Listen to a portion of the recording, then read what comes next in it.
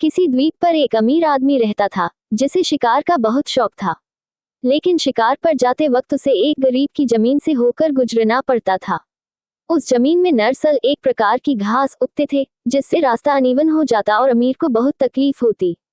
एक दिन अमीर ने उस गरीब टोकरियां बनाने वाले को बुलाया और कहा, तू ये जमीन मुझे दे दे।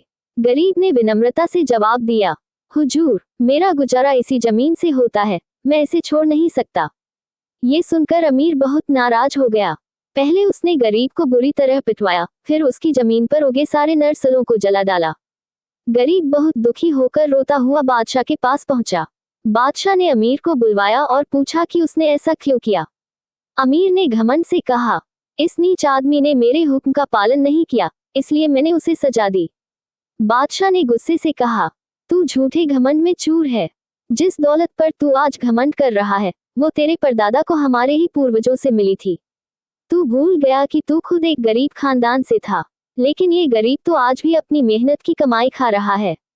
मेरे नजर में ये तुझसे बेहतर है। इसके बाद बादशाह ने हुक्म दिया कि अमीर और गरीब दोनों को नंगा करके एक वीरान द्वीप पर एक हफ्ते के लिए छोड़ दिया जाए। हुक्म के मुताबिक दोनों को एक निर्जन द्वीप पर छोड़ दिया गया जहां जंगली लोग रहते थे। जब जंगली लोगों ने उन्हें देखा तो पहले मारने को दौड़े, लेकिन गरीब टोकरियां बनाने वाले ने इशारों से उन्हें समझाया कि हम तुम्हारी सेवा करना चाहते हैं। वहां से नरसल तोड़कर उसने एक सुंदर टोपी बनाई और एक जंगली के सिर पर पहना दी। जंगली यह ताज पाकर बहुत खुश हुए और हर वक्त उससे टोपी बनवाने आने लगे।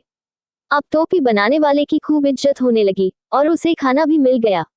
लेकिन उस अमीर की हालत बहुत खराब हो गई। वह नंगे बदन भूखा रह गया क्योंकि वह कोई काम नहीं जानता था।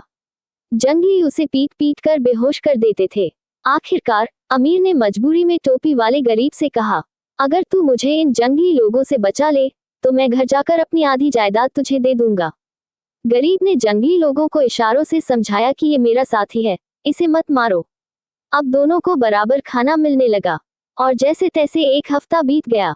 एक हफ्ते बाद सरकारी नाव आ गई और उन्हें वापस ले आई। अब अमीर की हालत ये थी कि काटो तो खून नहीं शरीर में। बादशाह ने सारा हाल सुना और अमीर से कहा, अब देख लिया तूने, दौलत पर घमंड करने वाला मूर्ख होता है।